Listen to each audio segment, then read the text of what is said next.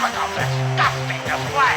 Oh, tonight we got 'em. Goldy, the Sulk, and JC. The typical disgusting display. And it starts right now.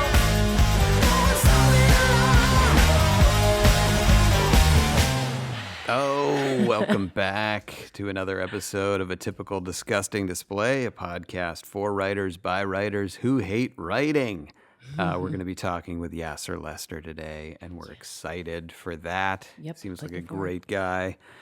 Goldy, I had boy, this was like out of a Hitchcock movie. I had a little discovery that relates to you, to Family Guy, to life. So wow. fans of our podcast probably remember in our very first podcast, I believe, we talked about a situation where, Goldy, you have written a very funny book, and you signed one for our friend John Viner, who is not asked to be a part of this podcast, and then only to have it turn up in a little free library sometime later, your signed copy to John Viner that he had just blithely given away. Right. And he blamed it on his then girlfriend, Lily. And you had made a little joke about Lily in the inscription. You called her to John, my friend John Viner, and the first Lily, you know, and, Yes. and made some joke. And so And I was Viner, signing a lot of books, and I was trying to give everyone a little joke in each, so it wasn't Right. a super premeditated act on my part. No. Right. It was a very funny situation, and we turned it into a Family Guy episode that you wrote that aired actually last week called The Bird Reich. Very funny episode, Yes. and that story was very well handled because it was, you know, true to life. A lot of funny stuff in there. So Viner had blamed Lily potentially seeing this inscription and wanting to get rid of the book. So cut to our house here on the Cape. We have we have a bunch of people that come for July 4th. One of our friends who came got us this nice gift. It was like this sort of piece of art, and Yes. to hang around the house. But he also had everybody who was there sign it. So people have like all signed this piece of art. And I had never really looked at it that closely because there are just a lot of signatures and sometimes you kind of get lost in it. And the other day, my eye traveled down to John Viner, who had signed it. And he was here last year with his girlfriend, Lily. And John Viner signed it, John Viner and guest. No.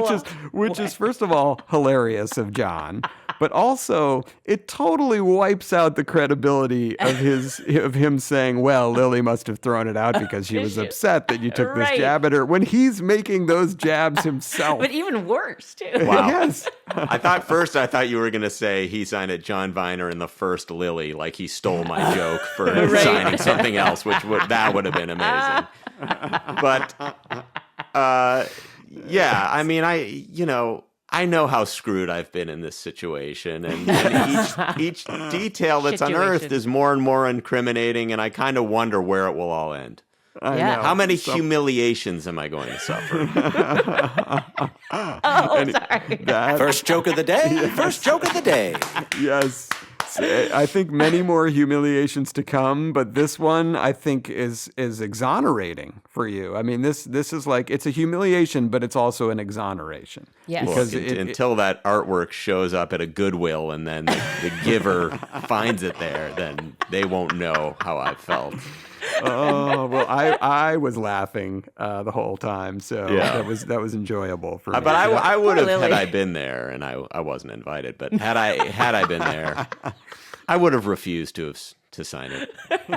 And I might have given a sort of 1776 style speech to encourage others to join me in not signing it. Because why don't, the artist has said all that needs to be said. yeah, Right. yeah, in a way, I guess so. You can't sign someone else's at. Painted by Picasso and John Viner. And yes. That actually might be a good thing to start doing, is you find pieces of art, you buy them, you add your signature. And then you just start hanging them up, and everyone, and you're like, who knows who painted it? I mean, there's 2 signatures. In 100 years, no one's gonna know. Yeah, it could have been John Viner. It could have been Picasso. Picasso's kind of the only artist I know, so that's why I keep saying his Saying it name. over and over and over. So that was a humorous thing that happened over here on Cape Cod. But Goldie, you had a little something going on your end. Well, I've really been enjoying the NBA playoffs this year. Nice. I've been watching, but from the play-in game on, and the play-in game's a great innovation because immediately there are stakes. Yes. You know, and as I told our friend Craig Kilborn privately in a text, there's nothing more exciting than a deciding game 1. Yes, that's all you need to. That's it. Single elimination. But so I've been watching.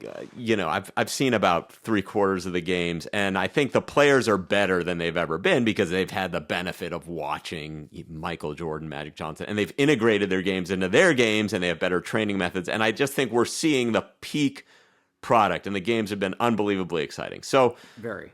I'm watching, and as you hear this, it was a week ago, because Right. we tape a little early. But Right. I'm watching the incredible Jimmy Butler game last night against Milwaukee. I think he had 56 or 57. Yeah, And I Miami pick Heat. it up. Yeah, I pick it up around the 4th quarter, and the Heat are down 12 or 15 or something. And they begin this incredible comeback, and Butler is amazing.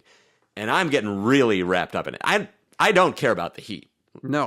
I've never thought about the Heat till last night. So I'm watching, and he missed a 3-pointer. He had a 3-point play, and I find myself, I'm jumping up, and then he hits a 3-pointer, and I'm just full on like, yeah, like I'm screaming, and then he hit a second 3-pointer, and I'm out of the bed now, and I'm just going, yes, yeah, and I've never thought of the Heat before, but I've decided I've been approaching who I root for and how I root for them entirely wrong my whole life because 99.9% of the rooting experience is dissatisfaction because by the nature of the games, only a few people succeed and Yes. only a few players are able to be the one who helped them succeed. So Yeah, most Tom Brady. most of what you root for never comes to pass, ever, as a fan. But you have the option of just deciding, I'm going to root for whoever is winning every game as it's happening. So I'm rooting for Jimmy Butler. And had Giannis then done this incredible thing, I realized, I should just be going yeah! and I should just go to games from now on. I should just have a bag with both jerseys. And maybe I have the top 3 or 4 players on each team. Because I've never enjoyed it more than the seconds I was rooting for Jimmy Butler, and he was having the most kick-ass performance of his career and pulling off this incredible upset. This was all I want when I watch a game. So Yes. from now on, I am only rooting for whoever is winning and excelling in every game I watch. I love that. I think Going it's a forward. great. This Yes. is a great plan. You may have. This is a huge innovation. Yes. Hacking. And I can't take credit Yes. because you and I both read this book called Unscripted about Sumner Redstone, who was this cutthroat media executive who ran Viacom, and The Real Life Succession, where his 2 pseudo girlfriends living in his house are battling for control of his company with his family. But one of the incredible details in this book was that he was born outside of Boston, Yep. and he was a Red Sox fan, for as many of us are born into. And so people would always say, oh, Sumner, the Red Sox are doing great, and he would, whatever. But he would then, if the Red Sox were bad and the Yankees were good, he would just say he was a Yankees fan. And he was so powerful. It was this Trump thing. No one would call him on it. And so they'd say, Sumner, the Red Sox are having a terrible year. And he'd go, I don't care. I root for the Yankees. And then when the Yankees were bad, he would just go yeah, I'm really loving that, as a Boston fan, anytime the Yankees are bad. And so I realized I am now a total sports agnostic atheist, and I'm rooting for whoever is succeeding in the moment, and I cannot wait for every game. I'm so excited. There's so many games tonight, and only good things will happen. That's such a simple way to improve your life. I think it's a really genius idea. And again, all credit to Sumner Redstone. Yeah. I mean, That was a hilarious detail in the book, and I did catch that, of course, because as a Red Sox fan, I'm tuned in to say, what the fuck? Well, what the fuck? Yeah, but why? I Like, know. Why? Yeah, Why? the players themselves don't care. They switch teams all the time, willy-nilly. That's William true. William. William Nilliam. They get less touch with than we do, so we shouldn't have this allegiance that's painful ever. It should Yes. only be joy all the time. Take notes, Franz, because that's the way to do it from now on. You're a fan of all front runners. It's the way to a Yep. happy life. I love that. And the way to a very unhappy life is our next segment, which we like to call Johnny Jokes. Whoa, fro.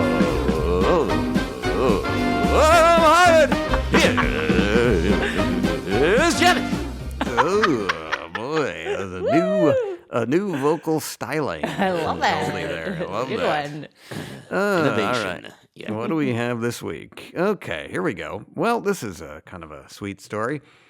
The term Queen Camilla was used officially for the first time on the invitation to King Charles's coronation.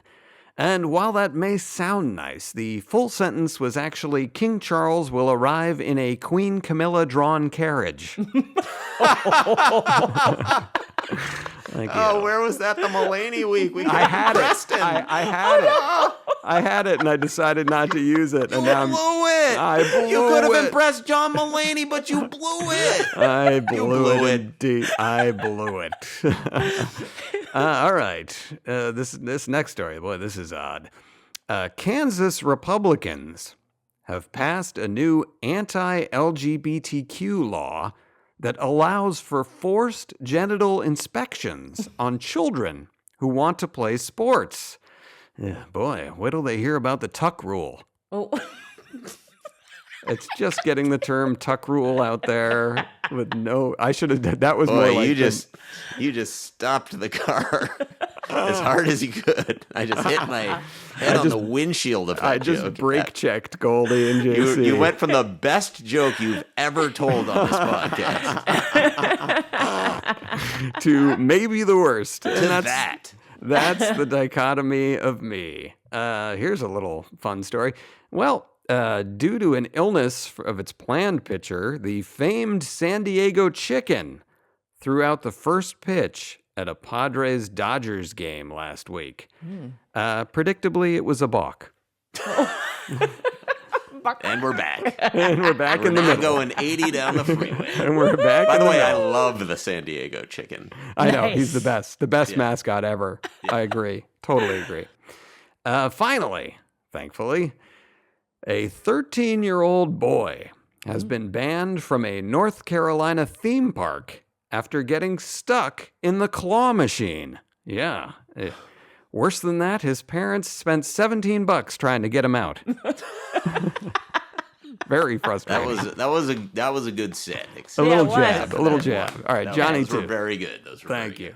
nice work. good. This week, a SpaceX rocket, billed as the largest rocket ever, blew up right after launch.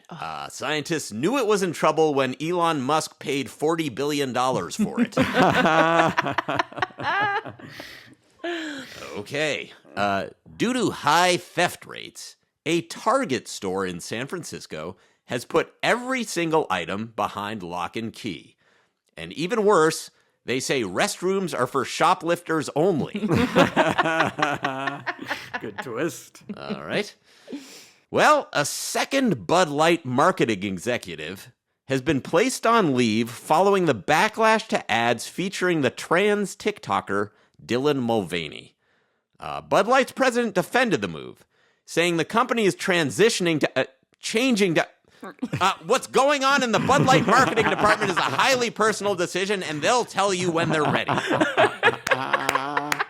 You gotta be careful over there. All right. Along the same lines, a transgender father in England is refusing to give his upcoming baby a gender.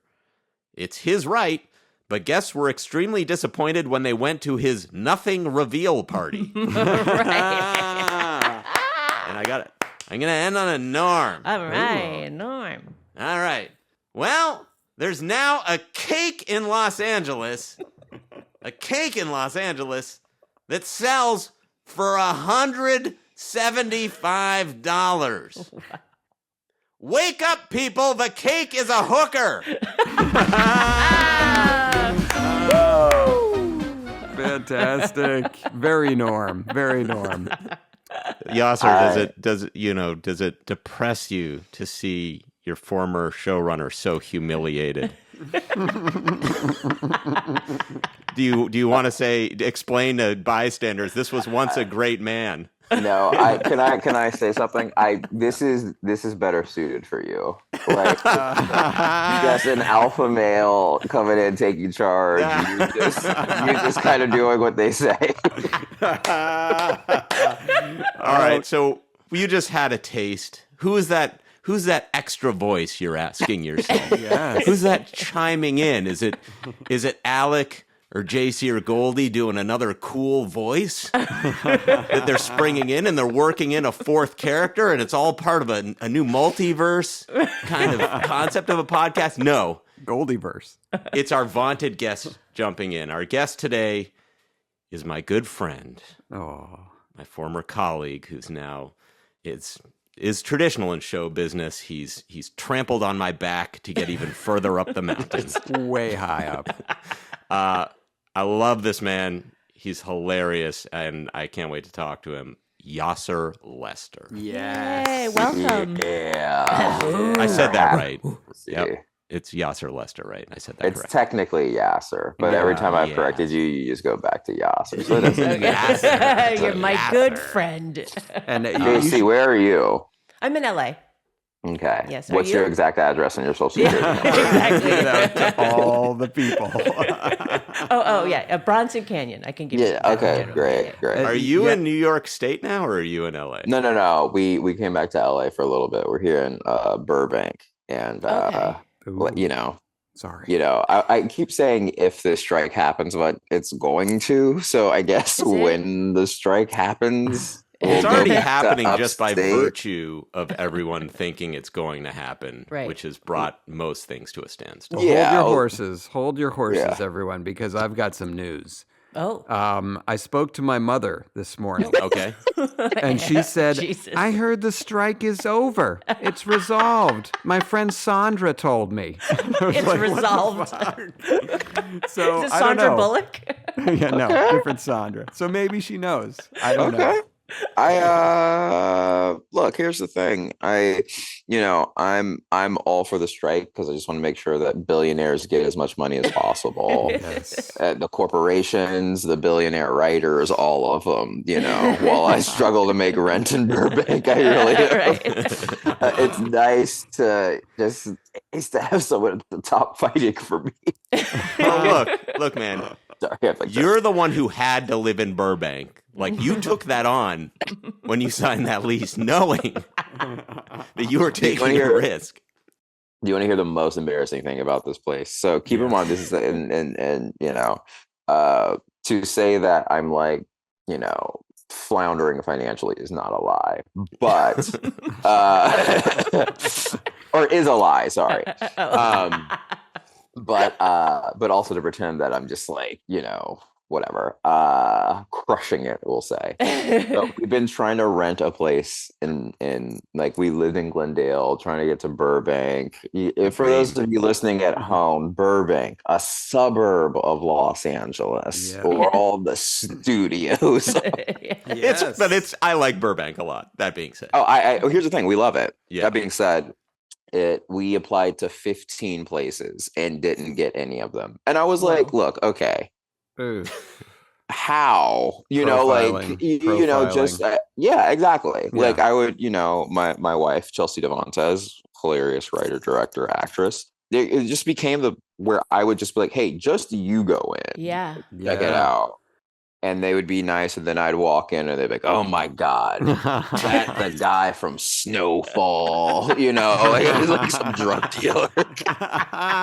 Well, have you ever thought of just combining your names so it's Chelsea Lester? That they're renting there to you Chelsea go. Lester. That's true. This would be a good documentary. just hearing about this called Yeah. 15 Places. And you just go back and you interview each person who rejected you as to like why. Like what was I mean, literally, I'm not kidding. This could be like a Morgan Spurlock type expose of like explain to me what goes on. Explain to me your decision. Show me the other applicants. Yeah. You know, you meet some of the other applicants because I assume there's overlap on all these places. Buddy. So many overlaps. So much. So the reason we finally get this place is, it's a younger couple, interracial marriage.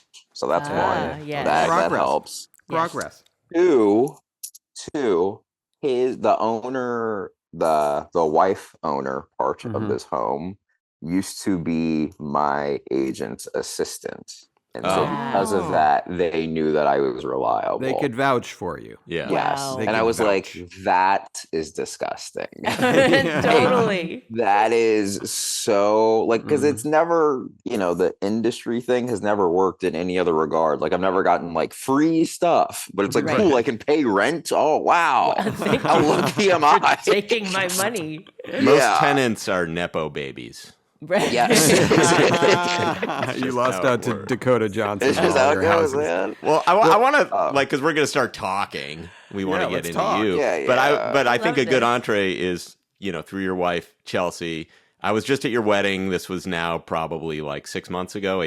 Yeah. Congratulations. And Congratulations. spectacular, like one of the most heartfelt, hilarious. I'm going to say the most heartfelt, hilarious weddings I've ever been to. There was a giant billboard of your mother's above the building that you bought. And to me, it marked the end of COVID because it really was like, we're all getting together to celebrate. And you guys did that so well. So can you just kind of like walk me through a little bit, because I didn't get to talk to you on that day, sort of. Like walk us through a little bit of the ceremony and how you planned it and what happened, because this was unbelievable. It was like like truly a remarkable event. Oh, okay. So sparing you all the details, and this is no disrespect to anyone who enjoys them. I personally hate weddings. I hate them. They are boring. It's you say and salmon, and it's just like okay, sure. And here's the thing: I actually do believe people's love should be celebrated, but I'm also like, if it's not going to be fun, then why? Like, you know what I mean? Like, to me, it's no different than someone being like, hey, come to my child's like karate recital. And you're like, are they good at karate? And they're like, no. Then I'm not going. It's stupid to me. So, and I guess karate isn't technically a recital, but I don't know. We'll let that slide. Yeah. I didn't even catch that. Well, you did something very smart along those lines, which was that this was an innovation, and I babbled to my wife about it on the way home. I was like, this could be revolutionary. This could be the seed of something if people walk away doing this.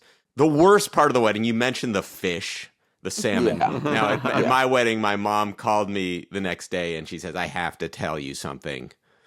Gert said the fish was underdone.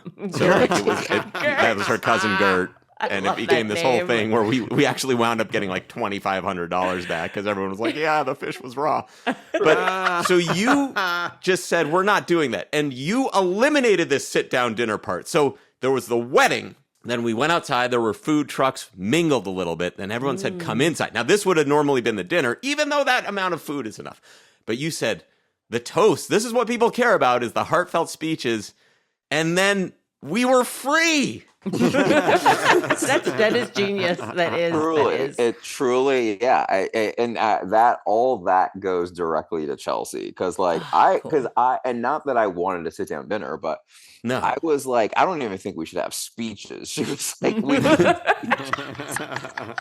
you know too many comics to let that go. Fair. So like we did, we did the little cocktail hour thing. That's only because in between.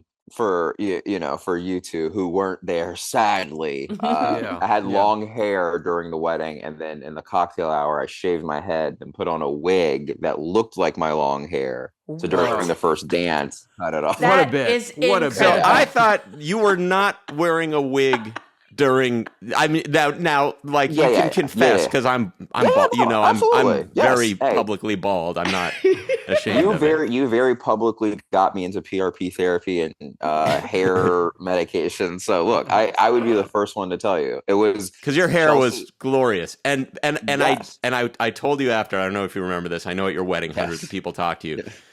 When you shaved your head and you then came out as bald. I mean, we were at like 1,000,000,000%. Like the energy of the room was like Game 7 of an NBA final. Like it was like everyone was on your side. Everyone. And when you came out and you were bald, like an 8% reduction in the energy of the room. That's you, Goldy. And did you That's feel that? putting Did you that feel on. that, or am I making that up? Here's the thing, and like number one, the amount of projection you have is actually unfathomable. Because not only did I not feel it, because I remember you saying it to me. You were like, it wasn't huge, but it was like a little bit of air. You're like a little bit of air, and I was like, really? And then we watched it back. It's fully an explosion of people having a phenomenal. And I was like, it's just that you, Goldy, didn't like that I came back. You didn't like that I came back to ball, and you're like, oh, why didn't Well, then, because it's always a little bit of a joke. Like, and now the main character is bald. Ha ha ha ha ha. But it wasn't. I know. And this is, Goldy, this is going to blow your mind. So you get ready. I wanted short hair the entire time. I wanted to have a shaved head. And Chelsea was like, no, I like you with long hair. Please just grow it till the wedding. And I said, then I'm cutting it the moment the wedding is over. Like, we're that's not amazing. even going to get to eating. And and my sister's a barber. So we literally had the ceremony, ran upstairs. My sister shaved my head. And I was like, Goldy, can I say this? And like, look, you guys have hair, right? You guys are just running around, tugging on it. You're doing this when you can't think of something. He just rubbed his head, by the way. Oh yeah, sorry. But I say all of that to say that like I have been growing it for so long. And again, props to Goldy, guys. If you guys have any hair stuff, talk to a bald guy. They they've done the research. But, Right.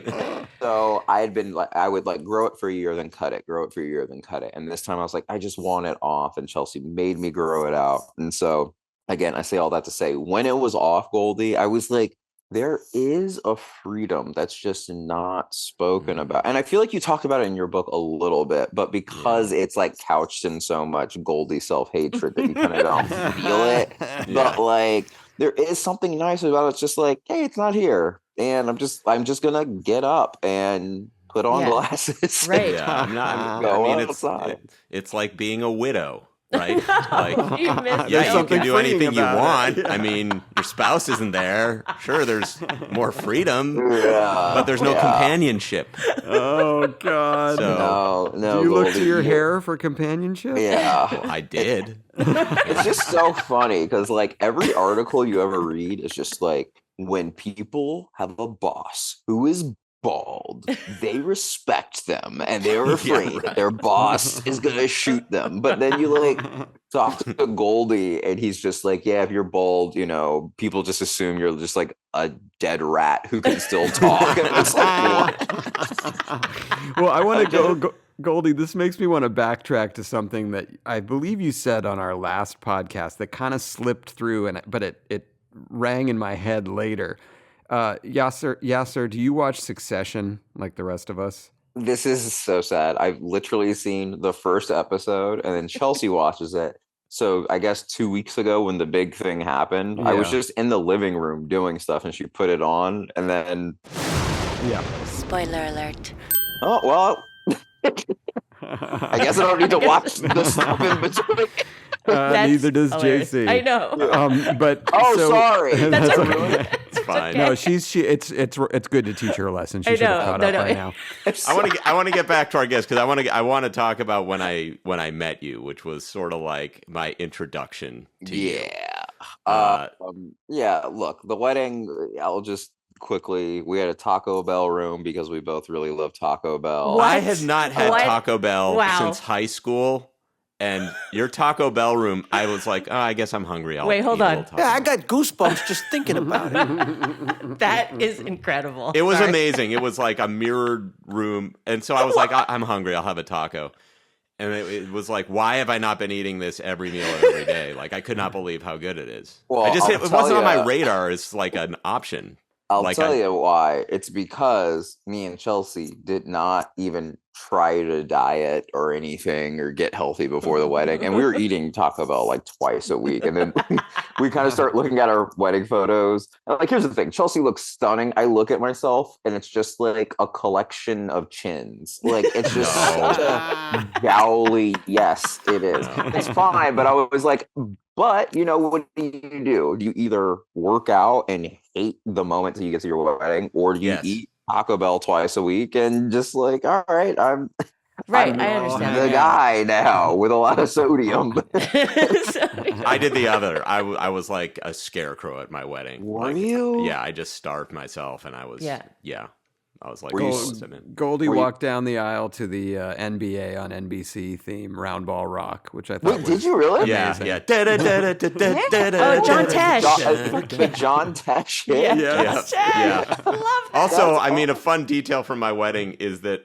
my wife, you know, there's traditional, like, the bride enters after the groom stands there like an idiot Right, for a right, while, and then the bride comes in and everyone jumps up and turns because it's so they've never seen it. So anyway, you know, I'm standing out there. I go out when it's time for me to go out. I'm standing there and I'm standing there. Literally, I'm baking in the sun for 12 minutes to the point where there is audible murmuring of people going, she's not coming out, like she's bailing, right? Like, Yeah, I was hoping. like I can see in the crowd, people are going like, so this isn't happening. Yeah. And then she finally came out. So, yeah. What was the 12 minutes? Yeah, what was the answer? Did you ever ask? Did you Fixing ever her ask? hair or something? Last minute You dress. know, Ah, you what think, what you answer would think. be good? What answer would I want to hear? I was shitting. It's like, I actually, That would have been I would great. rather that. Yeah, Yeah, you would have Then had I that. was actively cheating on you. one last one. Yeah. Skirting the regulate. That didn't even occur to me. So, Well, here's the thing. I don't know if you guys watch wrestling at all. I feel like JC, you do. I I used don't. to. That's but- awesome that you think that. Thank you, but I don't.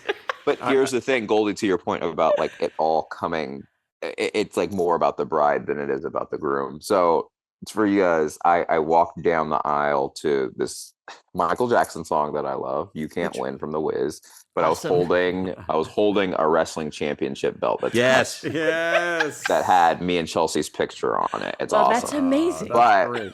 that's the scaled back version because, and I'm going to send you guys the clip after this. Okay. But there's a wrestler named Triple H who has these like insane intros where he like comes out wearing like a like medieval skull mask and full body armor. And I was gonna do that. Like, I don't know if you guys remember when Deontay Wilder fought Tyson Fury like the second time and he wore all that armor. That's what I was gonna do. And then I was like, but then she's gonna come out and it's not gonna mean as much for her. Right. Oh, that's nice of you.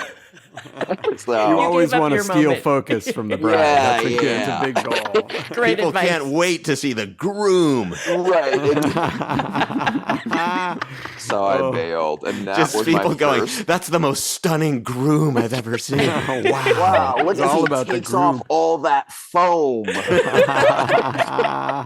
It's also, you would have been sweating, so like you might have passed out. Immediately. And Yes. it's also just like, it's so just kind of corny. Just like a guy trying to upstage his bride is like the most loserish thing I can think of. It's a great setup for a long, happy relationship. So I want to hear about how you two met. Tell me. Well, no, tell I us- want to. I think there's a natural way in Yeah. terms of Yassir, your Yeah. showmanship, and you have a really. I don't know whether it's developed or it's, you know, you were born with this sense of working the room. Like when you come in the room, when you enter a room, you're very good at that. Like you're very good at creating this energy in the room. And so we had been having trouble trying to cast this role for Making History, and we had seen a lot of people and some very talented people and some people who like wound up being like this. I remember one kid, Brandon Michael Hall, who's now a man, but at the time he was 18 years old. He was just out of Juilliard, and I was like, this guy's great, but he's not old enough. And then there are other people who you're in negotiations with called offer only, where they won't perform for you, but maybe if you give them a high enough amount of money on a sheet of paper, they'll do it. And like JB Smoove or whatever. So we're in negotiations, but it's troublesome. So then Adam Pally says, I have this friend, Yassir Lester. He's a writer on the Carmichael Show. I think he'd be great to audition. And instantly I hate this idea because I don't want to give a writer a break. And if he's so good, why is he just a writer? If he's so gifted at performing and so wonderful, mad. So I'm going, well, Pally's the star. I got to see this. I can't say no. And so you had sent this tape in that was almost like so dismissive in terms of like, it was auditioning technically, but it was also sort of making fun of it. Do you remember this?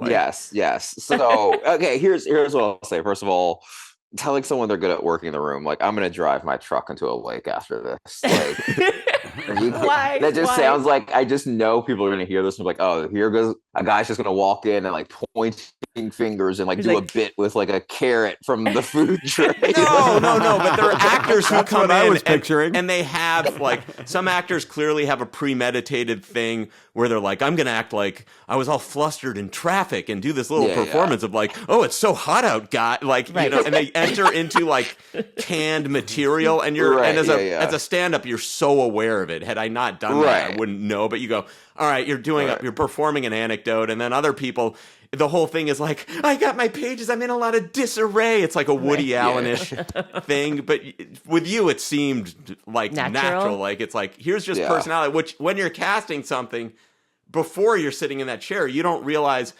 the audition is secondary. Like, you're looking at a person and just going like, is this person displaying any magnetism at all? So anyway, please go on with like. Oh, okay, sorry. Yes. So Pally was like, you should audition for the show. And keep in mind, like, I'd known Goldy as an internet personality, Twitter stuff for years. Of course, found him to be extremely funny. Mike Scully was in the room with me at Carmichael Show. So when it like came through, he was like, Goldy's the man, you're gonna love him, blah blah blah. And I was just like, Scully. And you guys like truly like, and I'm not saying it to sound cool, but like I'm like not like, I didn't come to LA to be like billboards. Like, I came to Cape Cod, you know what I mean? Like, I came to get a house in Cape Cod. Yes, sir. Yes, sir.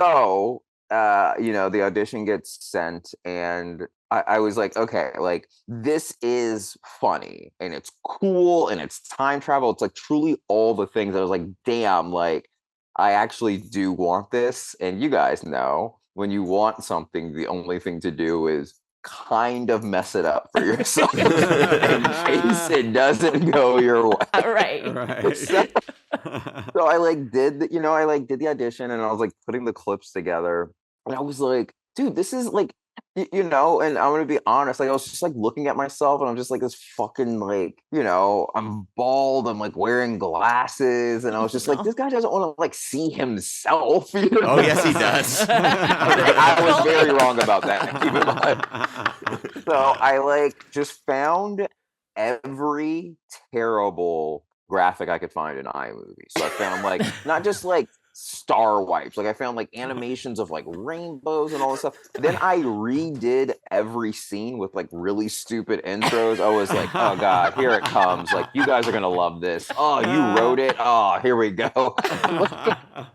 I sent it to my agent Logan, and he was like, I don't know which of these.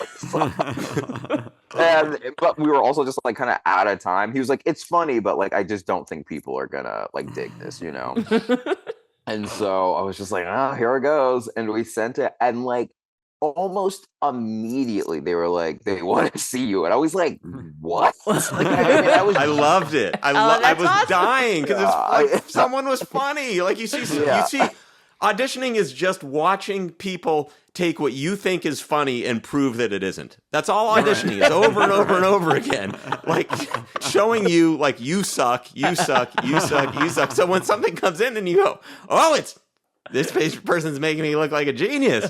That's smart.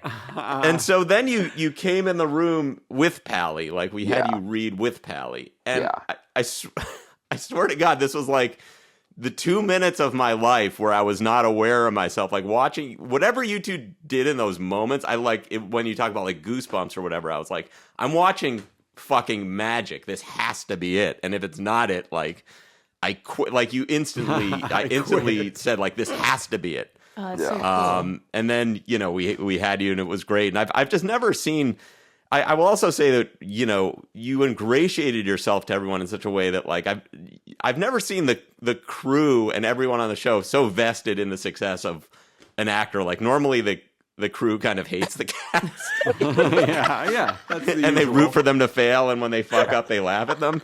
But like you really helped create this environment. Like, you know, it was just so awesome working with you and But Cass and I think Pally that comes from the writing, in the sense that, like, you know, and I'm assuming you guys are like me, like you didn't just land into a writing job. You know, you did stand up first, or were a PA or an assistant or whatever, and it's just like I had just done.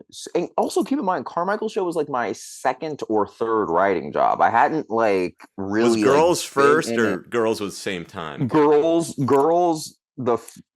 So it was like I did this like weird HBO mini room kind of thing, and then I got picked up to series, but the show never came out because HBO will literally make a whole season of TV and then just throw it away and be like, never mind, we don't want to do it. So Yeah. I worked on that, then worked on Girls, then worked on Carmichael's Show. Okay.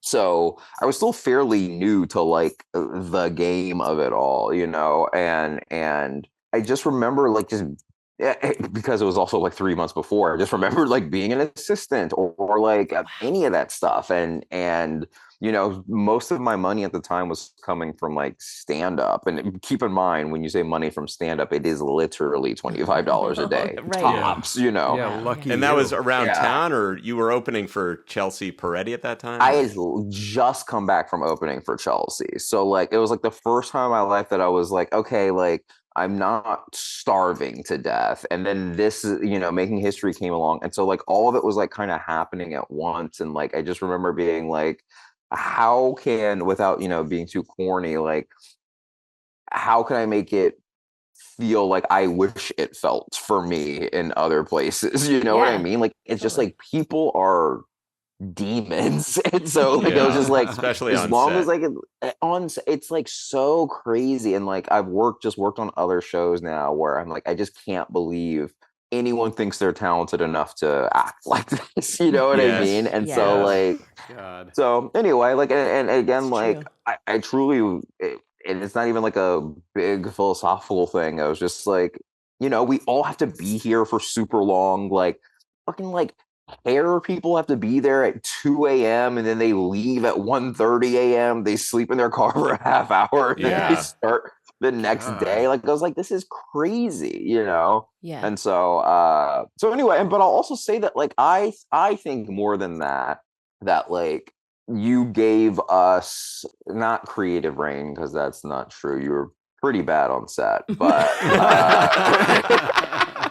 but what I'll say is that it never, like, we were always just having fun, truly. Well, like the only person who was, I would like, even though like, and keep in mind, when I met Goldy to do the pilot, was it your first child? Your first child was No, my second child had just been induced. Yes, like so literally that like I could go 6 hours. Yeah, Yes. Wow. like Yeah. it was so crazy, and so. But what I gave you guys, I gotta interject and just say the thing I gave you guys, and I gave myself, was Jared Hess. Oh. And then he was the adult, especially on the pilot of, I didn't know what the fuck I was doing. And then he had, you know, been on these movie sets in Mexico and, you know, and bootstrapping Napoleon Dynamite. And so he knew what he was doing. And then there was a point where, I don't know if you remember this, where Lord Miller flew in for a day or two, and they just started changing, because they're used to being on these big movie sets like 21 Jump Street, and they can do whatever they want, and deservedly so. And they're not as constrained by budgets of time, whatever, because the way they're viewed is like they're a genius and their genius makes us money, and sometimes inspiration isn't linear. They didn't work on Solo, but Oh, nice. Nice. I'm glad that was brought up. What a piece of shit that was. Okay, keep going. Well, in any case, so they flew in, and like I'm this kind of person who's been in a room but not on this set.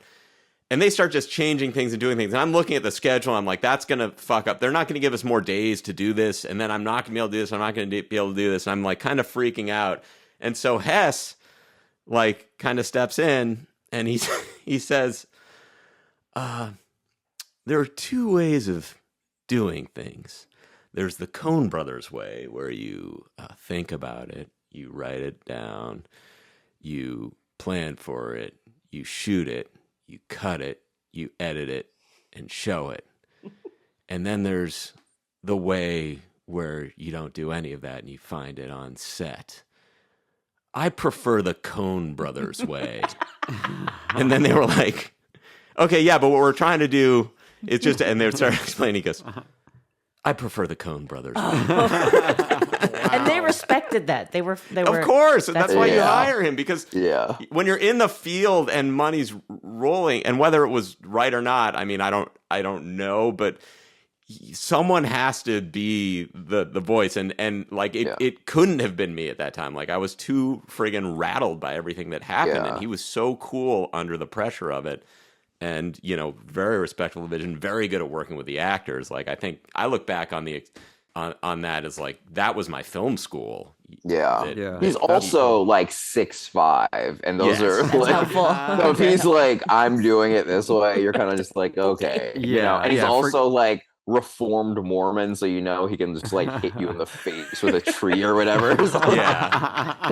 Yeah, forget a bald boss. You want a 6'5" boss. No, That's the one that for fun, he rides his motorcycle into the Utah desert for days on end and looks for fossils. Wow. Oh, that's fascinating. Jesus. No. So he's just the weirdest. Cool. He's the reason. So like I had a Bronco, like a '94 Bronco for years, Awesome. and I like specifically the Al Cowlings Bronco. Right? Like that was intentional. Exactly. And I loved every single second of it. And then like it just became too much. I had to get a Prius, yada yada yada. So I was looking to get a big car again, and Hess is the person that got me and Goldy into getting F-150s. And here's the thing: Goldy's libtard sellout, so he got rid of his. I still have mine, and I use it all the time. It's the best car in the world for 10 miles outside of where we live, and the worst car in the world for actually where we live. It's an incredible piece of machinery, but in LA it's useless. Okay, Goldy, can I interject a question here? Yeah. Because Yassir, I don't know you as well as Goldy, but I was reading up a little bit about you. Your childhood sounds like it must have been incredibly interesting to me, because you have your mom is black and your father's Palestinian, and you grew up in the Deep South. Yeah. So was that its own? I mean, that sounds like a movie in of itself. I mean, was that? Did you have an interesting childhood, or did you know that it was like weird? Well, here's where it gets weird, my friend, because mom black, dad Palestinian, dad bails 6 weeks later. So my brother, who was a writer on Making History, Isaiah Lester, me and him have different dads, and then me and him and my sister, we all have different fathers. So that was the interesting part. And also because like, I hate to be like this, but like, my mom only knows what she knows about Palestinian people. So like, she would like tell me you're like half Palestinian, like short nuggets of what it is. And so like from time to time, like someone, if they ask what I was, I'd be like, yeah, well, I mean, like, I'm technically half Palestinian. They're like, what's that? And I'm like, I mean, I don't know. I learned so much of that weirdly. Like, you get nuggets as you're like a teen, and, people love to talk to you about the conflict. Right. Oh, yeah. Yes. But like as an adult is where I kind of learned all of it. But truth be told, like, the most interesting part of it is just that like I was just raised in the South, and the South is crazy. Yeah. You know what I mean? Like the Yes. South Yes. is just like, and I will always hold a special place in my heart for it. But it's also you know, when we were like looking at places to live outside of LA, I was like kind of like, what about Georgia again? You know, like you can literally buy like 200 acres for like $70. You know? And then I was just like, every single place you would look where that land was available, it's like, here's where so and so was murdered. Here's where Oh, so and so was Jesus. murdered. Here was, you know, and I was just Yeah. like, yeah, I don't want to live on the land where like Ahmaud Arbery was like chased Right. down. You know what I mean? Like, Yeah. so, but Well, that it being doesn't sound like you're a jogger, so maybe that would be okay. not anymore. I used to be. It's just aging. But yeah, I say all that to say that like it's I don't know, because like I do feel like people like, you know, I feel like especially in LA, especially in New York, you know, you talk to someone and they're wearing like all black and they work at a gallery and you're like, where are you from? And they're like, Kentucky, and I hate it. And it's just like, okay, you know what I mean? Like I do hate where I'm from, but I hate it in the sense that everyone hates where they're from a little bit, right? Right. Like, That's a good you know what I'm point. saying? Like I hate it in that regard, but I don't hate it in the sense that like I wish it would like burn to the ground or whatever. Oh. Right. But I So think wait, have you- particularly oh sorry, go. Oh no, I had to go back a little bit. But have you been to Palestine? Because if not, I want to propose something. Have you Is this been? another documentary pitch? You and I go. I Because would I've do never that. been to Israel. I would do that. And we just go. Okay. Oh my Oh. God. Okay. God. I would Knowing do like that. not that much about it. Good luck to you Yeah. both. Yeah. Enjoy. I swear to God, like the one reason, one of the many reasons I haven't gone is that truly when I was younger, my mom used to tell me, she was like, if you go over there, they're gonna see your name and they're gonna throw you in prison and you are never gonna come back to the Oh, US. that's so scary. Why? I mean, will I have a passport? Will they know? She was like, but you'll be Palestinian and they're gonna throw you in jail. Oh, that's that's sort of I a guess I'm deterrent. That's a Not deterrent. going, yeah. So but, were you doing like, were you one of those kids? We had Mulaney on last week and he was like a child performer, you know, like in youth theater. Were you weren't that, were you? Like you came to stand up later. No, I was cool. Yeah. So it was, no. The closest I guess I would say to that kind of stuff is like every once in a while I would like write bits and like film them with like a video camera, because also like high school for me is like Jackass like exploded. Okay. Yeah. So we would do like characters and then like, you know, put a firecracker in our pants. Like, just like very stupid nothing. But I knew from like 14, maybe even 12, that I wanted to do stand-up. That was like the one thing I was always sure of. And I just like, you know, and you hear so many people say it, and like this is like, look, I know what company I'm in, so I know how this is gonna sound, but like one of the things I can't stand is when you hear people say like, and there was just no one like me on television, so I decided I was gonna be the first person, and I'm like, that's just a lie. Like, you know what I mean? Like, That's he was more diverse in the 90s. Yeah. So like, okay, maybe there wasn't someone from, you know, a very small village in Bangladesh, or, you know what I mean? But Right. like, for the most part, like, yeah, okay, yes, there was not a half black, half Palestinian performer on TV that I knew of. But, you know, there were black people and there were Asians and there were Jewish people and Latinos and everything, you know what I mean? So like, if anything, I thought it was like more affirming. And like HBO used to do this, they used to do not just hour comedy specials, but they would do these like half hours. So it'd be like Bill Burr and Patrice O'Neill and Wanda Sykes and just like all these people that like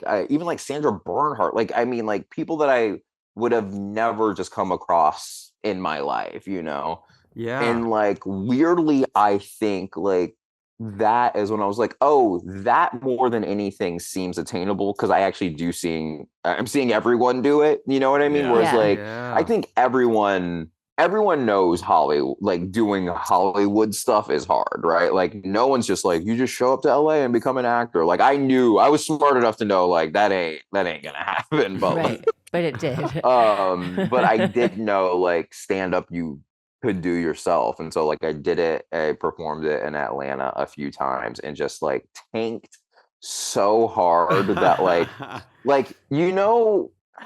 when not just like you remember something that you did in the past that was embarrassing, you're like, oh god, I can't believe that, but like you actually feel bile rise. Yes.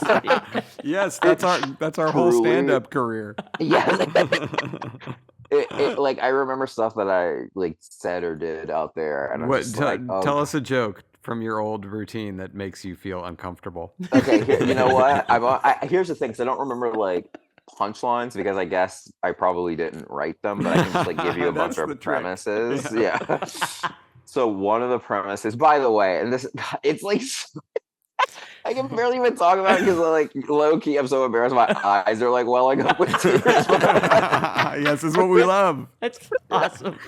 But like remember that just like it's so stupid because it's like very clearly an old wives' tale, but like every like dollar has like traces of cocaine on it. And so it's like there's this whole bit how I would like every time I earn $20, I would get it changed into 20 singles and would like be sniffing dollars, and people were like, okay. And then keep in mind, dear JC, was there a lot of acting out? Oh, buddy, this is what I was about to say. The whole routine was act out. It was like, wouldn't it be funny if a dog was a cat, and then like. So I'm at the bank with these 20s, and the teller's going like, oh, excuse me, sir. That many ones, would you like it from the cocaine drawer?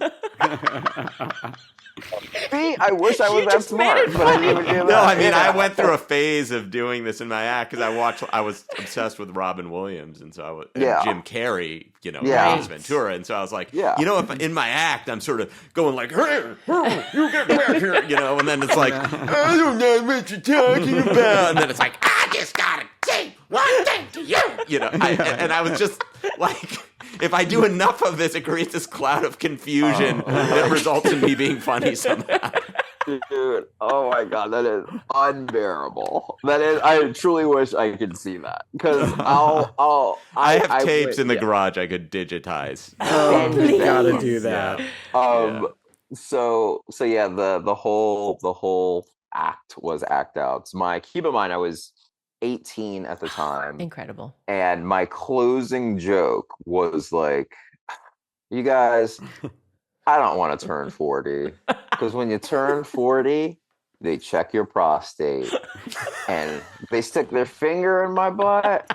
I don't want to enjoy it. And then I get on, you guys, this is not a lie. I lay on the ground, pretend a doctor or proctologist is fingering my butt, and I'm like, oh no, I hate this. I like it. Oh, this sucks, but does it? And like, it's like five minutes of me pretending to get fingered in my butt by a doctor. Yes, I would have been clapping. At 18 years old, being like, I don't, 22 years. I don't want to see that happen for me because what if I was. But was that your first joke that worked? I'm assuming if it was your closer, that was like your best joke. No. Here's the thing, because you don't have. You're just kind of being like, what do I think is the funniest? Right. And you're just doing it. Right. And so what was. But did you think that was funny, or did you just think that would work? There's the difference. I did. Well, here's the thing. I thought both because again, I was 18 in Georgia, and I was like, you know what's funny? A guy being scared of being gay. That is hilarious. Right. Yes. Like if you're a guy, being gay is terrifying. so that like the whole joke was that. And then. This is the saddest part, just real quick. This is the saddest part? Yes, because it was a full-grown man who came up after me. Who came up to me afterwards and was like, you suck. And I was like, thank you. And he was like, and he goes, watch what I do. Oh, no. And I was like, okay. And then he gets on stage, and I swear to God, so the stage just looked like a living room set, and he just was like, "Look at this couch. That's an old ass couch. Don't nobody want to sit on that couch. Look at that lamp. That's an old ass lamp. Ain't nobody using that lamp." And he did that for every single thing on stage. And he was like, "All right, thank you. My name is P-Rod. Good night." And I was like, "What?" Isn't it amazing how you remember so specifically? And Goldie and I do this too with the people we performed with back in the day. You remember the terrible people so much more. Everything they say. I remember there's to the point where I looked them up on Instagram the other day. And I worked with them. There was this comic named Quincy Black who was black, but he spelled it BLAKKK. Oh. And I was like, I wonder what Quincy Black is up to. And I looked him up, and like he literally hasn't posted since like 2007. And I was like, I guess that makes sense. But like, it's so weird. I remember every like single person that I did like my first 2 years of open mics with. Like there was a Japanese dude named Toothbrush who spelled it the number 2 and then TH brush. And like, because you're at open mics and like a lot of them were like in the hood, and like he'd always be like, Asians and blacks, man, we got to stick together. And he would never tell jokes. He would just promote unity. That's pretty sweet, Oh, he's ahead of his time. Yeah. There's another dude named GT who would just get on stage and he would just play like a MIDI track. So it's just like doom doom doom doom doom, and he would just sing a song, and he'd do it almost every week. And the whole song was, I swear to God, he would just go, "I love having sex all the time." Oh my God! It wasn't verses; it was literally. Well, that's awesome. Goldie, I'll just to show you what I'm talking about. Goldie can finish this. I went to the Indiana Philharmonic the other night. Boy, Phil's getting pretty good with that harmonic. There it is. See, I knew you'd remember it. And also, of course, they're not booing. They're saying J Boo. He was the name of a comic who we performed with, J Boo. J Boo. It never goes away. The same guy who did the Philharmonic joke was, they call Indiana the Hoosier state because someone knocks on the door, you say, "Who's here?" This is what we were dealing with. See, because we're older than you, so you got the guys playing MIDI tracks. Right. Yeah. And we got the people who were still tied to like 1960s comedy. Well, there was this woman who would go up with like, a rolled up blazer, and it was like she was going to spout political knowledge, like it was one of those like a Bill Maher was her prototype, right? So it was like the 80s comic with a suit jacket pushed up, but it's like 1997. Yeah. So she would go. And she was incredibly low energy, which, like, in New York was a thing. It was like a contest of whoever could have the lowest energy, lower than Janine Garofalo would win. So she would go. I competed for that prize. Washington, D.C., the dick capital. Anyway, enough politics. Like not nearly enough. You just did nothing, but it was like, well, there's the final word on that. But we were lucky enough that we had all the shit, and then almost every show we did, right in the middle, was Jim Gaffigan. So there was like hope. Whoa. There was hope. But you came to New York too, right? Like, Yassir, didn't you? Yeah, because you were for girls. So so then what happened? So you have this horrible 5 minutes or 8 minutes or whatever, and then you. Well, no. So I came to LA after Georgia. Because I was like, I didn't know anyone in New York, and if I like something terrible happened in LA, like I couldn't eat. My grandma lived in Fresno, and I was like, I can at least get to somewhere that like has food and a bed. Totally. So I came out to LA, and I was like, I'm gonna crush doing stand up. I got here 3 days after I turned 21, or maybe 2 days. Wow. I like literally my 21st birthday happened. I got in my car the next day. I drove straight, and I was here. Wow. And I remember I was like, I'm gonna get on stage like immediately. I'll probably get SNL. Yeah, probably. We'll see what happens. I got here, and one of the first things I did is I went to the Laugh Factory, and that night it was like Daniel Tosh dropped in, who was like one of my favorites. Yeah. And like I remember him being like something had happened, and like he had like shaved his head and he was kind of like loopy or something, and like he went up, and then but he was hilarious because it's Daniel Tosh. And like Nick Thune went up and had like his guitar and like, but it was like, oh yeah, Kevin Hart was it, like it was just like all these people, Eric Andre, and I was like, oh, I'm not ready. I don't know what it takes. At least you saw that, you know? Like, well, here's the thing. I kind of wish I had started, but it like, so it like just put me on. I was just like, I'm gonna just work and try to like maybe get some sort of writing job, assistant, whatever. And so I got a job at Best Buy and then started interning on Robot Chicken because I helped Seth Green buy like video games for his nephew or something. Yeah, at Best Buy. At Best Buy, yeah. Oh wow, that's awesome. That's why you come to LA, though. That's like, why you come to LA, baby. But you know what's crazy is literally the next day. So I don't know if you guys remember, but Tom Goes to the Mayor was like huge for a second on Adult Swim. Eric Wareheim came in the next day, and then I also asked him for an internship, and the Robot Chicken one worked out. But I just remember like, and this is me just being real. I remember the first time I got there, because it's like the writer's room, the animation studio was all in this one big warehouse, Shadow Machine. The address is, and so, but I remember like all the animators were like, you know, cool artsy types, like swoops, hair, and smoking cigarettes. And then I remember I had to bring lunch to the writer's room, and I was like, this is the ugliest group of people I've ever seen in my entire life. I cannot believe this is who gets to decide what's on TV. Like I was mortified. And so but then I was like, oh, maybe it's just because they're cartoon writers. I don't know. Maybe the rest are hot. I don't know. Oh, so hot.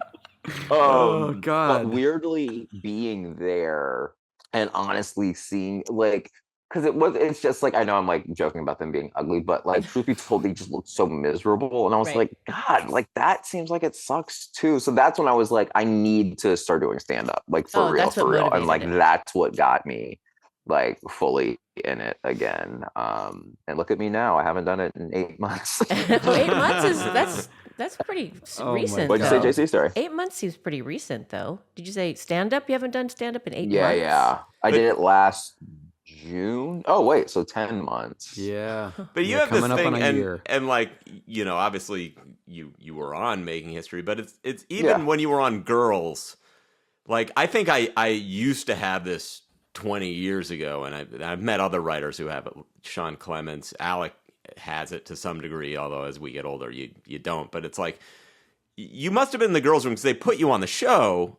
Something about the way you were pitching and all the stuff you were putting in and your personality that they just said, like, we need this in the show, you know. And I've seen that happen a few times. And so it was almost like the stand-up prepares you for that opportunity, because then you, even if you don't have the acting experience, you know where jokes are, and because you've written the jokes, you're then able in the room to give this proto performance that sticks in people's head as like, well, this has to be the character. So can you talk about on Girls how that transpired? Because that's like a very well-known, iconic show, and you were in the middle of it. I mean, honestly, so I told you, like, I had worked on this weird, like, HBO show that ended up not coming out. But one of the guys he was an EP on, or sorry, he had like a deal at HBO. So they placed him on that show to like help out. But he was also an EP on Girls. His name was Murray Miller. But I have him to thank for everything, honestly. He went to Lena and Jenny Connor and was like, this dude is hilarious. We don't have anyone like him on Girls. Like, he needs to be a writer here. Oh, that's so cool. But yeah, so Murray goes to them and says, like, this guy's really funny. It's a different kind of energy, all that stuff. So I interview with Jenny and Lena, and they're just like the two. They were so nice to me that I felt like I was like, did someone like tell you something bad was happening in my life? Or, like, you know what I mean? Like, it's just like it was too nice. So anyway, then they were like, hey, we're doing like a small room in LA. Do you like want to join it? And I was like, like because you guys know, it's like, especially when you're like trying to get your career off the ground, it just feels like everyone's like, do me a favor and it's gonna pay off huge. And it's like, yeah, Still. for you. Yeah. Right. Like I'm always doing the favors. It never comes back around. So like, Were you in New York at that I time? like tried to no. So they do the mini room in LA because Okay. Jenny likes being in LA, and then Lena Okay. lived in New York at the time. So like, after all this back and forth, I was like, fuck it, I'll do it. Like whatever. Like I need the experience, and I get there, and I like just was, like being an idiot because also like real talk, like I could not be any at the time. I thought any less the kind of person they would need for girls. You know what I mean? Like I Right. was like, at the time, truly, I'd never stepped foot in New York. I had no idea what it looked like. Right. Like and they're like, this kind of Brooklyn kind of, and I was like, no, I don't. I actually, everything I know about New York is from this show and Living Single. Everything else, like, I have no concept of. 9/11 coverage. Yeah, exactly. Yeah, when I was there for 9/11, but even then, I just flew over. But so I say all that to say that like, I just didn't have a concept of what it was. So I was just truly treating it like any other job. And it was like, what if they did this? It was just like, I was just pitching goofy stuff because I didn't know. Right. So anyway, to your point, Goldie, I think that's kind of what got me in there. Because like every other writer had been there for like 3 or 4 seasons. And like, they come in, like half of them are poets, the other half are like, like New Yorker columnists. So like I was like, and just like some idiot black boy from the South who's like,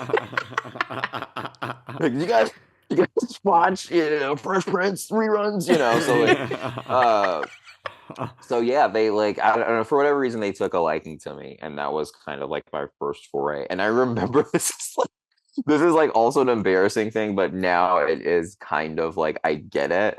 But when they offered me this, like I play this small role in an episode. There are 2 episodes. Sorry, I need to correct myself. 2 episodes because You had an Right. I arc. need the checks. An I arc, need yes. the checks, baby. Yeah.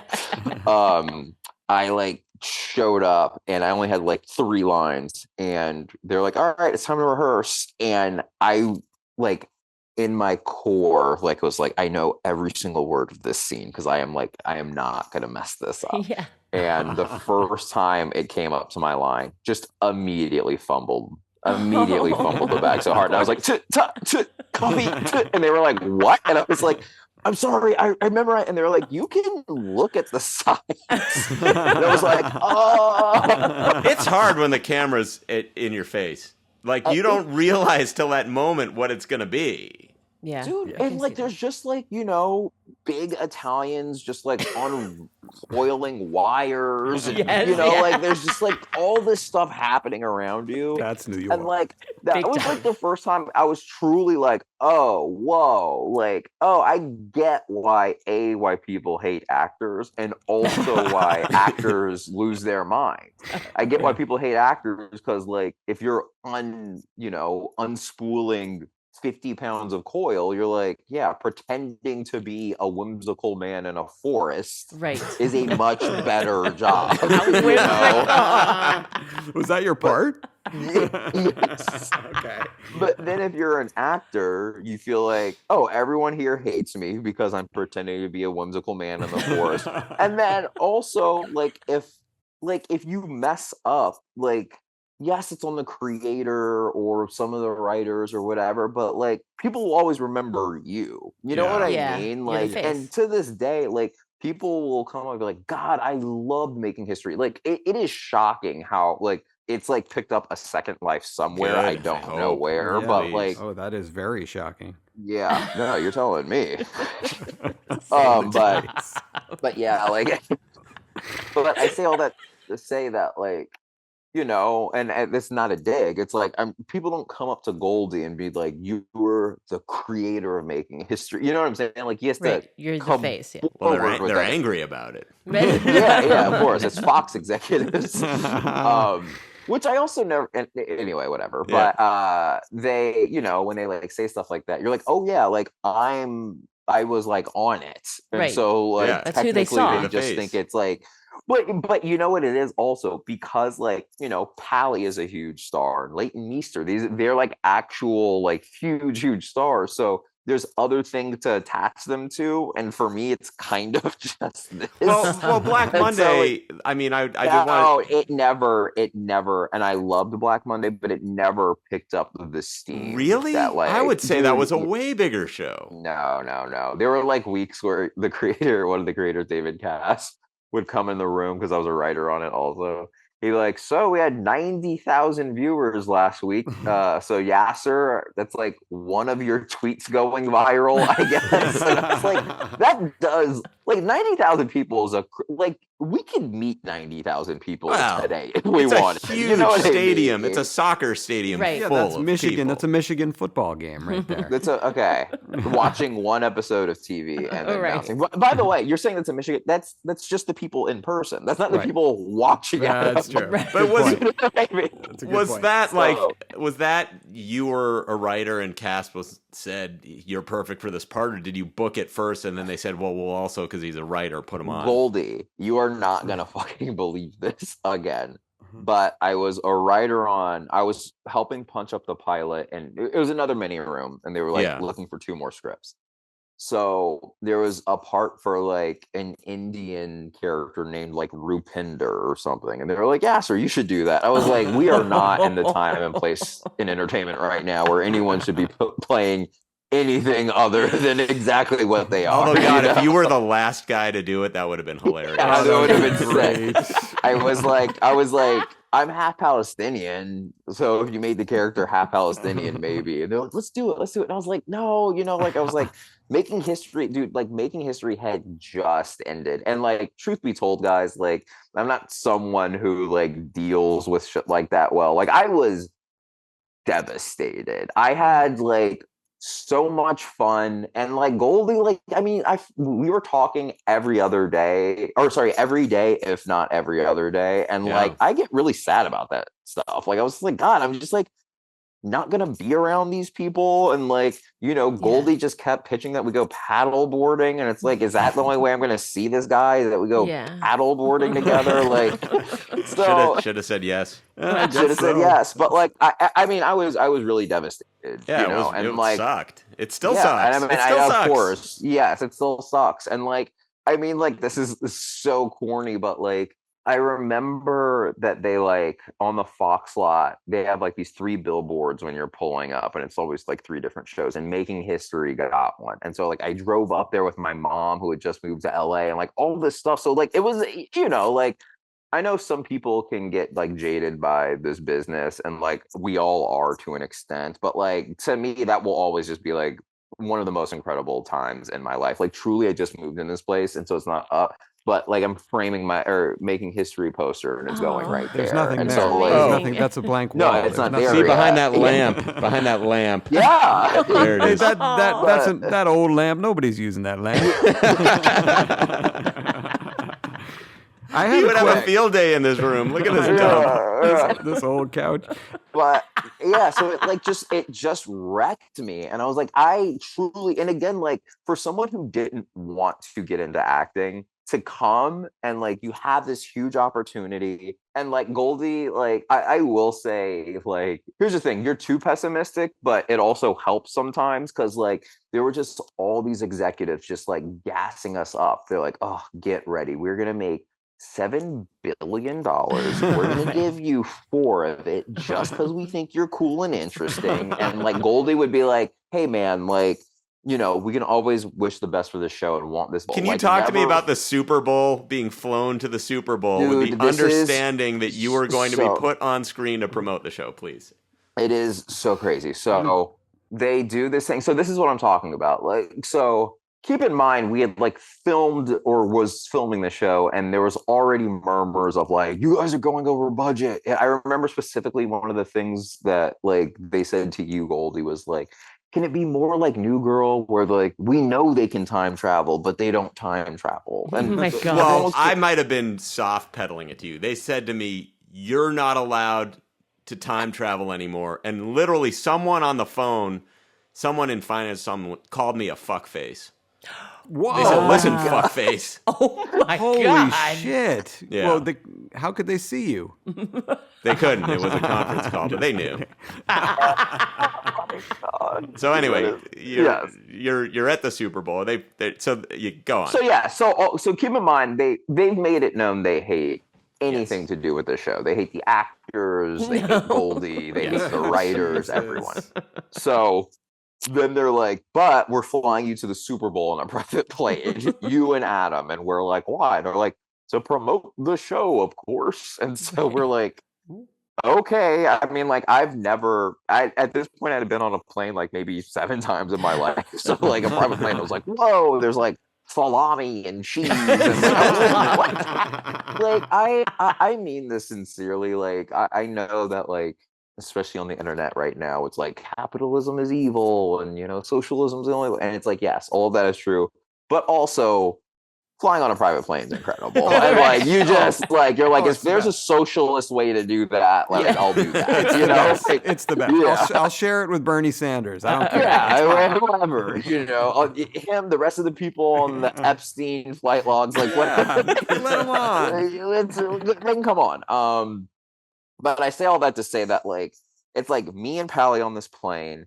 It's not Damon Wayans, but the white dude from Lethal Weapon at the time, who was like a cowboy. Right. Wild card. Yes, They had trouble with him. Alabama cowboy. It's Gordon Ramsay. It's Morris Chestnut and his wife. Yes. By the way, you guys, I mean this sincerely. Morris Chestnut is the most handsome person I've ever seen in real life in my entire life. Unbelievable. And I mean it sincerely. Like, I love my wife. I do everything I can for her. You guys love your partners, I'm sure, and do as much as you can for them. No one's a better husband than Morris Chestnut. Like, truly, like, just was waiting on her hand and foot. And I was like, I just don't get, like, how can you be both things? You know? But so we're all on this private plane, and it's like the presidents of Fox at the time, Dana Walden. Yeah. And then there was a guy. It wasn't Peter Rice. It was Gary Newman. Yeah. And so, like, Gary Newman and Dana are like at the front of the plane being like, you guys, we're doing this for you, you know, all this stuff. Keep in mind, they said they were going to fly us there private to the Super Bowl Houston, but then they got us, this is not a joke, just 2 coach tickets, American Airlines, to fly back the next day at 6:30 a.m. And I was like, okay, like, and look, every day's a blessing, grateful. But also, like, I was like, I would not be getting this flight for myself. So we need to figure this out. So anyway, we get there and they're like, we're going to show you guys on screen to promote all the big shows that we have coming up. And they don't do that. They show literally everybody else. They show Gordon Ramsay. They show the Lethal Weapon people. They show Morris Chestnut. They show people from other networks just being like, Fox likes these people. I have to interject because my experience watching this at home was like, okay, they're going to show it at some point. And then the game, and it's getting too late. It's like Meadow Soprano parking the car at the end of the finale. You're like, we're running out of time for anything meaningful to happen here. Yeah. And so they don't show you. And then for the first time in Super Bowl history, the game goes to overtime. So surely now there's time. And it doesn't happen. It doesn't happen. Yeah. We beg to get back on the plane so we can just go home. We're like, this is crazy. Like, please just let us go with you tonight. And they're like, okay. So they let us on. They go, but there's not seats, so you guys have to share this like couch.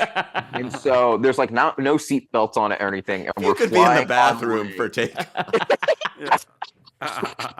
We're like flying on this couch. The weird white dude from Lethal Weapon has like brought 2 drunk rednecks onto the plane with him. He's like, these are my brothers from Alabama. And like, we're like your actual brothers or like Proud Boys brothers, you know?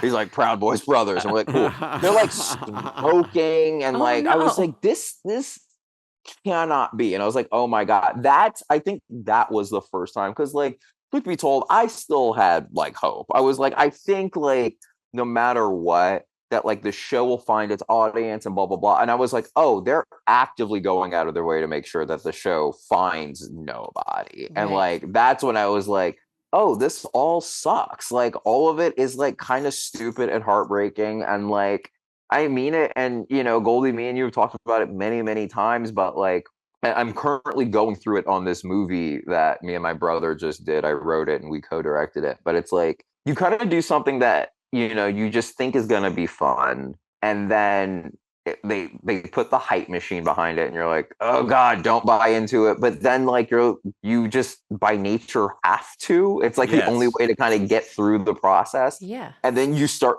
believing in yourself, which no one should do. And you're like, yeah, I made something good. And then they just take it from you. And you're like, why? That's exactly why I didn't want to believe in myself. But then you can get to the point where I'm almost at, and I'm not there, but I feel like in a year I will be, where it's like a miracle that the thing happens. Like that they let this little time travel show on for even 8 episodes. Yeah. Is crazy. You know, it sucks because like I bought it on iTunes, so I like I could still, Same. and you know, like all right, hey, dude, thanks. And like, you know, every 2 months or so I'll watch like the first 3 or like the last 3 or whatever, and I'm always like, I just can't believe they messed this up. And like, what's that, like Housebroken gets to exist. They're always the list of shows that somehow exist or come on.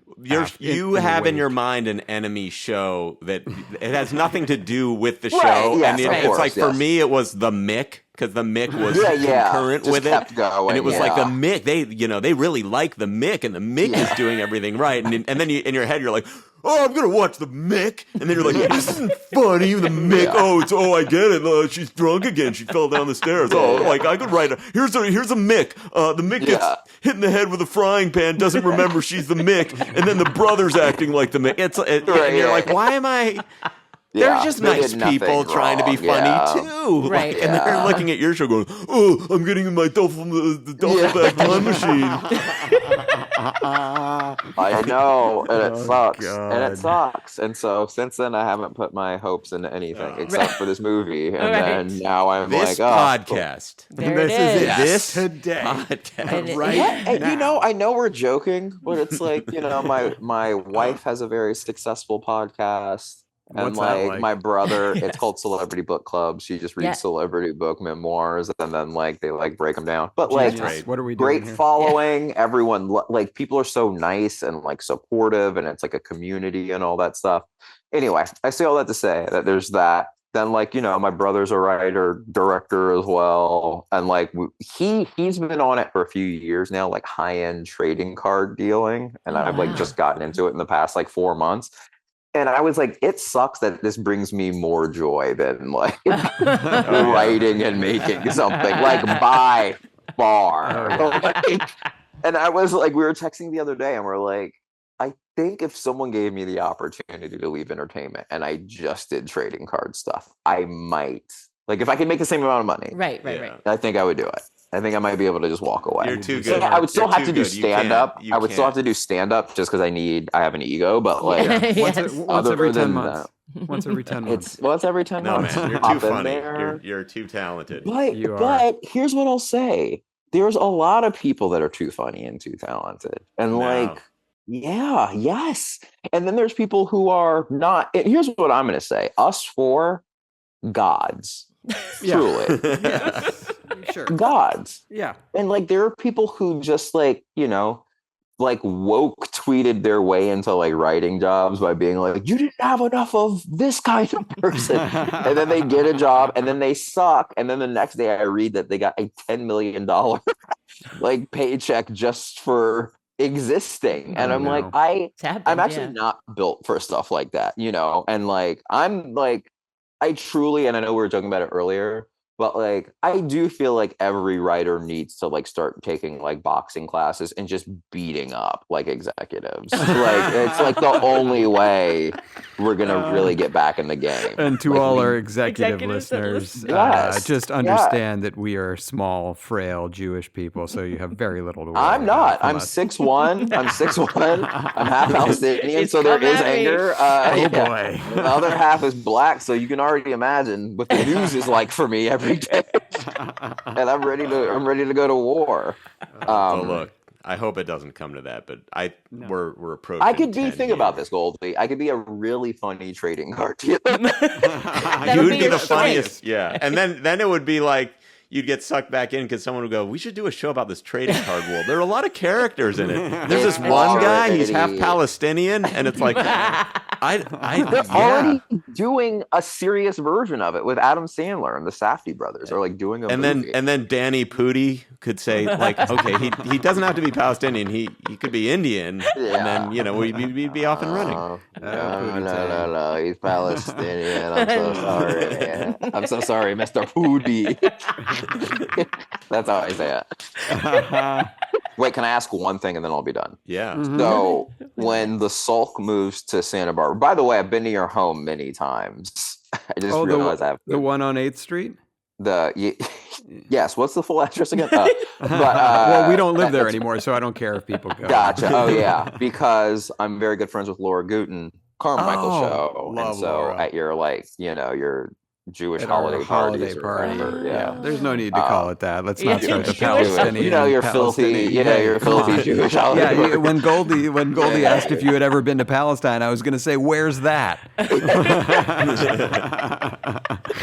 That's so funny. Well, so I've been there. I kind of loathed those events, so I was not doing a lot of mingling. Yeah, I mean that makes sense. Yeah. But wait, okay, so Santa Barbara. When you go to, are you going to be commuting from Santa Barbara to LA all the time, or is the room going to be in Santa Barbara? No. Okay. I have a little Pieta Terrace in Los Angeles. Los Gotcha. Angeles. So I would probably come in on like Sunday night and then go back. Whenever I could go back, like Thursday or something. You know how you have trouble finding an apartment here? He has an apartment here just as kind of a joke. Yeah. I just said I'm Jewish. They start throwing real estate at me. Yeah. Pied a terre literally means like I stick my feet in it. Yeah. Somewhere where someone could live a full life. He just keeps to put his feet in when he's nearby. And then, okay, sorry. Last question. Why can't you just say no? Like, To coming back? yeah. Well, it's a combination thing because I can't. First of all, Seth MacFarlane, our Lord and Savior, feels that it's important that we're in person, so I can't say no to that. Seth, and also my wife wants to move back to California, so I have two people that I Yes. can't say no to. Right. So that's kind of the situation there. But that said, we found a lovely place in a lovely area, so I'm excited. Don't worry about him. He'll be fine. Yeah. You put those worries out of your mind. Cool. Okay, I'm done. well- JC, I'm gonna come pick you up for lunch. Well, I'm gonna Yes. give you a nice send off here. Here, do Yassir, it. I love you. I think you're so unbelievably talented. We've only scratched the surface, man. We And have. You're gonna have to be here for a while. I'm sorry. Okay, and then here's my send off real quick. JC, Sulk, love you guys both clearly, but We love Goldy, you back. you literally changed my life. You are one of the funniest people I've ever met. Goldy came to my movie and gave he's always there for me every single time I've needed him. His family's incredible. Steph's incredible. I love you guys so much, and thanks for having me. And Same, and you sweet. we'll cut that, but thank you. That's Cool. great. Thanks, Yassir. That was Yeah, incredible. I'll see you in a little bit. Thanks, Yassir. Yeah, I'm pronouncing your name right already. It only took me one morning. Thank you so All right. much. That was All right. awesome. Thanks, dude. That was so Thank fun. you. That was awesome. Bye. Bye. Goldy, your friend Yassir was just lovely. What a great. It was so nice it. talking to him. I Yeah. love when guests are so conversational like that. Yes, It's awesome. I love it. Awesome. incredible. Hilarious. All right, but we transition from that. We change from that. We go to a Good part callback. of the show we like to call Top 5. Top 5. Oh, beautiful. And Goldy, this was your category. Tell us what we're top 5 about Yes. today. These are the top 5 popular foods you don't care if you ever eat again. Yes. So these are just Love like it. widely accepted foods that if you never had them again, you'd be fine. Yes. Yep. Lead us so off. here are mine. My number 5. I said it last week. I won't re-rant it up. Okay. Rice. Thanks for the Yes. rice. Super popular. Don't need it. Number 4. I could never eat this again, and I'd be fine. Ham. I love the way you said it. Ham. Almost every ham. piece of ham is disgusting. It's I love And it's ham. not worth it for the few good pieces of ham. So, buy ham. Buy ham. Yeah, that's what I say. Buy ham. Number 3, fried chicken. No. So overrated.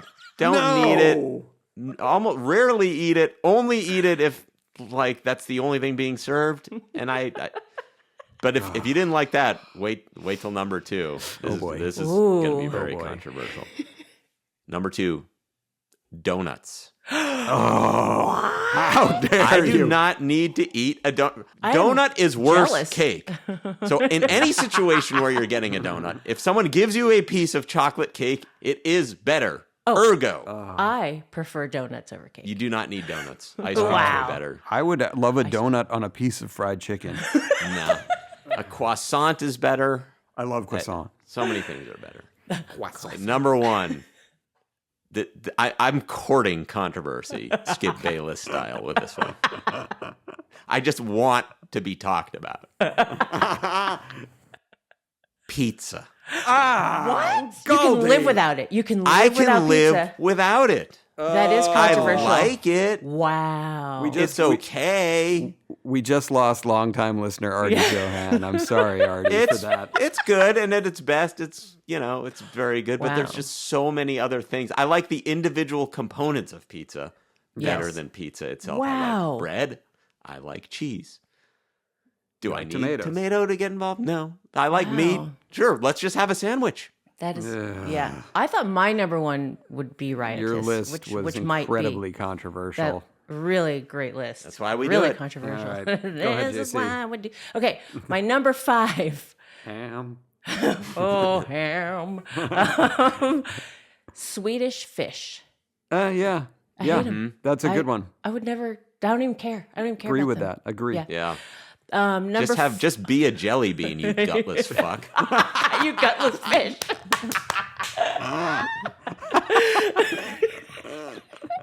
Number 4. I don't know if this is a hot take or whatever, but pad thai.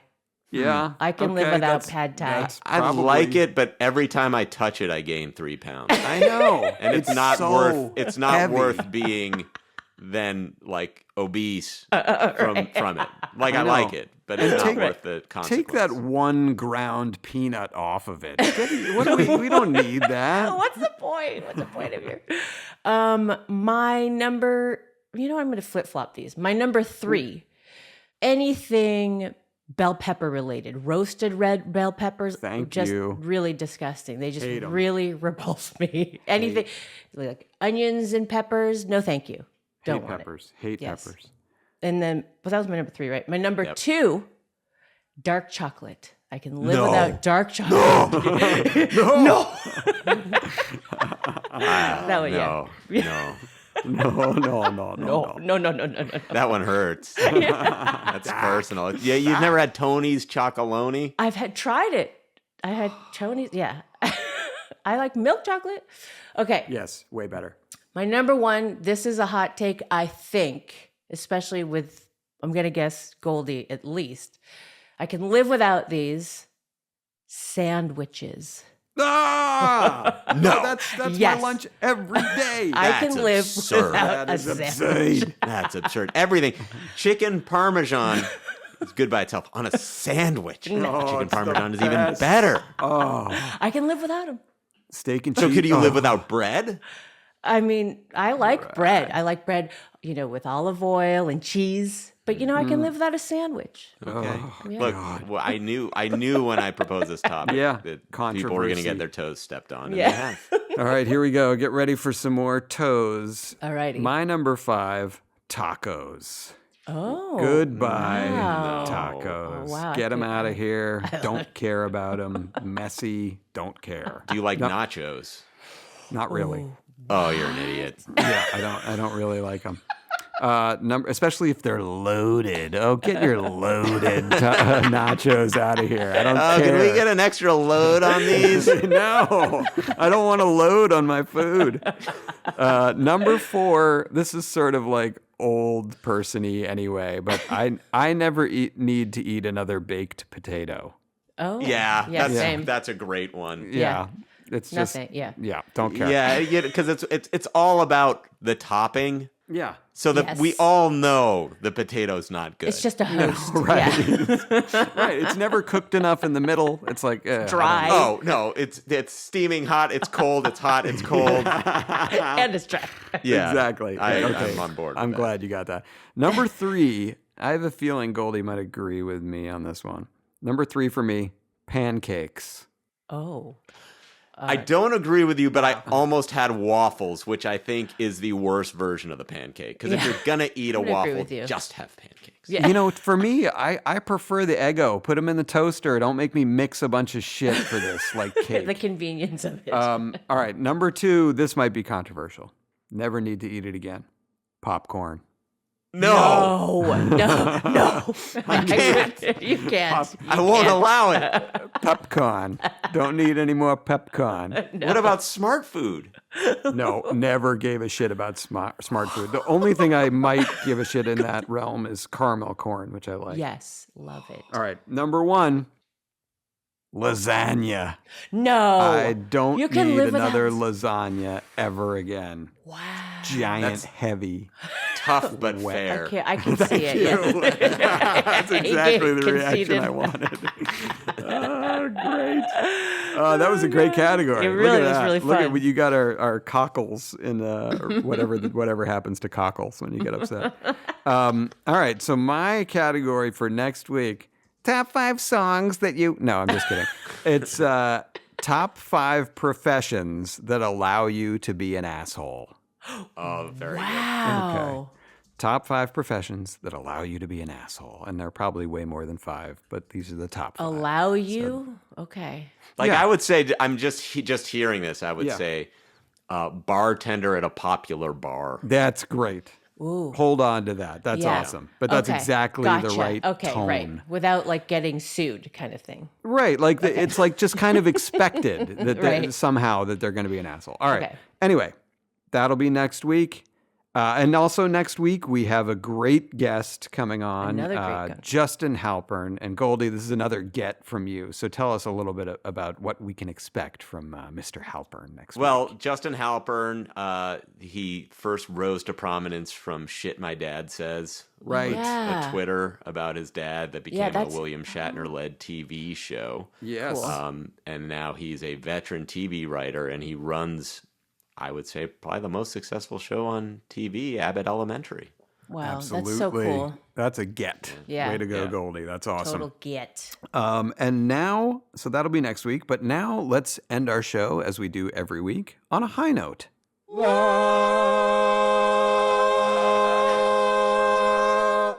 Oh, thank you, Tom and Max. That's just beautiful. Beautiful harmony. Does anyone want to lead off? Mine's pretty basic this You week. go, Goldie. You never So go first. there are certain parenting milestones, and if you check them off, you can feel slightly better about yourself. At least my kid knows how to do this. And Yes. some of them are confusing, and some of them are pretty easy. But one that's very difficult is the riding of a bicycle. Because how do you explain to someone like how to balance on this weird contraption and keep your legs moving and do the brakes and whatever? So I had bought my kid a bicycle a few years ago, and I posted an Instagram video when she opened it and didn't know what a bicycle was. So somehow Oh, I'd right. already I remember failed. that. Didn't recognize it. And then I'd been trying to teach her, and it really wasn't working. So I took the pedals off. I unscrewed them and just made it so she could balance for a while. And then after dinner, every so often, we would just go around the street a couple times. But you know, she just turned 7, and then sometimes you see littler kids riding by and they're 5, and you go, fuck, like this kid knows, my kid doesn't. Yeah. know. So the other day, we get home and she says, "Hey, Dad, can you put the pedals back on the bicycle?" And I'm like, "Yeah, whatever." So I put the pedals back on. I give her the bike, and she just takes off down the street. Oh, And can It's now like that? bicycle. that's So awesome. I did it. I mean, Wow. she did it, but I did it. We did it. I did it. We I did did it. it. I'm not a total failure. At least I taught both my kids how to Yes. ride a bike. That's And really amazing. now you have to show her breaking away so she can tape herself to the bike, Oh, which I great know is expression. one of your That's great so cool. expressions. That's really cool. JC, did you want to go or Sure, I'll go. What? Okay. Stucella. 2023. 2023. He Take that to played the with Dominic Fike, an incredible artist, truly an artist. He is also an actor on Euphoria, but they took really good care of me as his guest, his whole crew and band. And it was just an amazing performance. It was maybe like 40,000 people watching the show. I mean, I tried to capture a short video to see the perspective. And Were you backstage or were you? yeah, I was able to Scrum. stand side stage where the monitor engineer Courtney she gave me a pack with I had my in-ears, so I had the front of house mix. I could hear it perfectly and see Stu very close. We were, making eyes at each other. Oh, Yeah, it was really great. So that was that's my highlight. awesome. Congrats. Awesome. Way to go, Thank you. Stu. Go, That's Stu. sweet. 40,000 people. That's almost a Black Monday crowd. All right. My high note this week is Succession. Yeah. We've talked about the show before on here, and as a writing podcast, ostensibly, just have to tip the cap to what these writers and performers are doing on that show. JC, the cat was out of the bag. It was sort of spoiled for you That's okay, a little I forgot. earlier, but yes, there was a big change in the show this season. I won't say it again in case people missed it, and I kind of felt like once that change happened, I was thinking to myself, well, the show's over. What are they doing now? But oddly, it's gotten even better. It's that's so somehow cool. they've written it into this change to make all these complex characters even more complex and fucked up. And it's just so awesome watching them deliver these speeches, be in these situations. And as a writer, I write fart jokes for a cartoon baby and puns on Twitter. But these people who write for Succession are doing amazing work with this show. So that's my high note. I gotta give it up for them. So great great high job note. over there. They need to hear it from this little podcast, but they're going to. Anyway, that was a fun show this week. Yassir, loved it. great.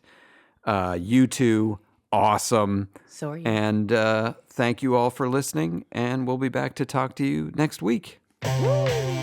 Yeah, sure we will. The typical disgusting display. That was fun. And it stops right now.